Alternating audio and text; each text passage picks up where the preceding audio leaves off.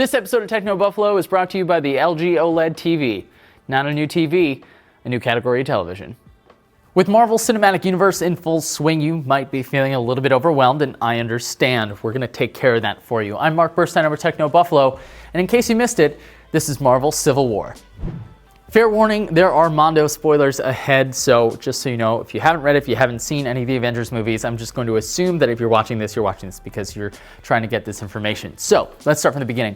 After a giant breakout at Rikers Island Prison, the New Warriors, they're a ragtag group of kind of greener heroes. They decided to take on one of the most lethal villains that had escaped from Rikers. Nitro, the human explosion, was hiding out in Stamford, Connecticut with some other C-list villains.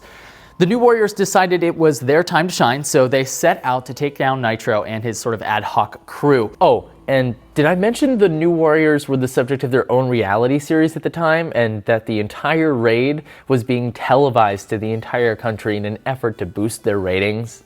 When challenged by the New Warriors in Stamford, Connecticut, Namorita of the New Warriors taunted Nitro relentlessly, which caused him to detonate himself, killing most of the New Warriors and hundreds of civilians in the process, including a nearby elementary school. The nation erupted, much like Nitro, into a crusade to urge superheroes to take responsibility by forcing them to publicly unmask themselves. The Superhero Registration Act quickly became law and spurred even more outcry against heroes. In fact, not only was the Human Torch assaulted, but he was denied a bank loan. Can you even believe that? S.H.I.E.L.D. then went after Steve Rogers, Captain America, to enlist his help in urging heroes to unmask, but Cap wanted nothing to do with it.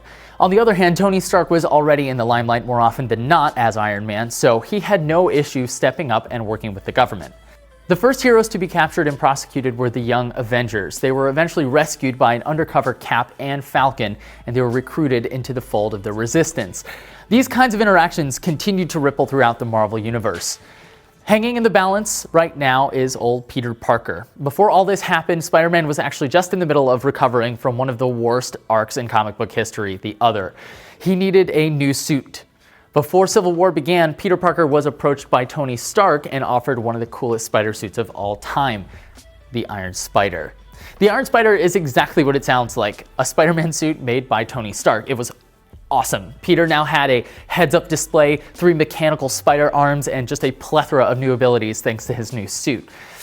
This is how Tony was able to convince Peter to be the next hero to publicly unmask, which he did, in an effort to earn back some of the public interest after that catastrophe in Connecticut. As you might have guessed, not every hero group was interested in cooperating, though. After Tony Stark met with the X-Men, Emma Frost explained that unmasking and hunting heroes was just something that totally went against everything they stood for and politely declined. This spurred a few new offshoots of groups that could operate in a covert fashion, keeping them from being discovered, tracked, or associated with their true identities.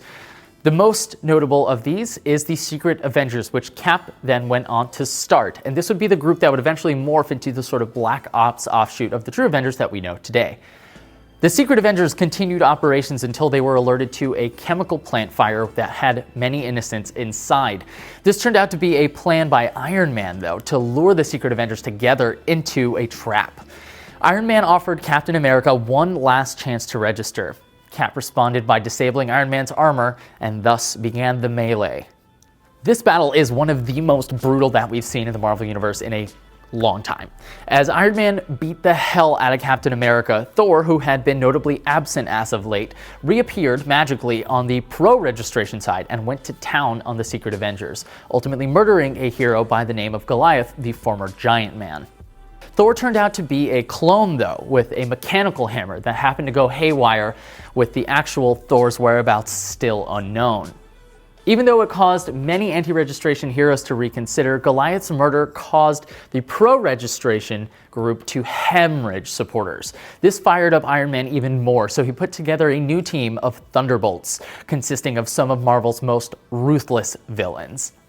Eventually, the fighting between heroes took to Times Square, where the damage was unprecedented, not unlike the attacks on New York by the Chitauri. I want to take a quick break here to talk about our sponsor, LG. We have been using the LG OLED TV here in the office for a little while now, and actually did hands-on with it. It is one of the best TVs I have seen to my eyes. It's an OLED TV, which means the blacks are really nice and deep and dark and rich. That means those pixels aren't getting lit up. So you're seeing actual true blacks, which is a really big deal. The picture quality is fantastic. It's a 4K display, so watching 4K stuff from YouTube, from Netflix, you name it, it's all really, really sharp and nice, big, crisp, clean colors.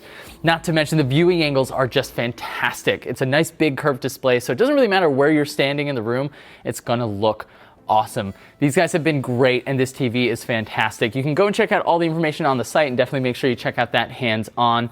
And just remember, it's not just a regular old new TV, it's a new category of television. Think about that.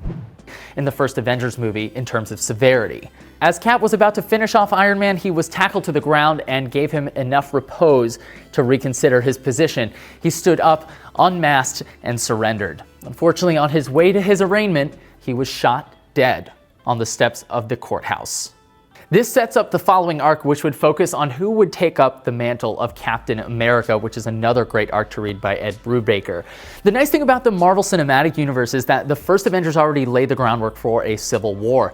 The world hasn't been quite the same since then, and I'm really excited to see how they spark the flames that ignite one of the biggest rifts in the history of the Marvel Universe. Now, this is not entirely comprehensive. This is intended for you to help you understand what happened and maybe give you enough of a taste to go and check it out for yourself. It really is worth a read, and some of the side books are pretty good too, but certainly not all of them. Don't read every single thing that says Civil War on it. I'm already planning on taking a look at the Winter Soldier in this series and the Infinity War, so those will definitely be happening a lot more often. There's also a ton of great stuff on the way from the MCU, so be sure to let us know in the comments which arcs you'd like to see on In Case You Missed It, and as always,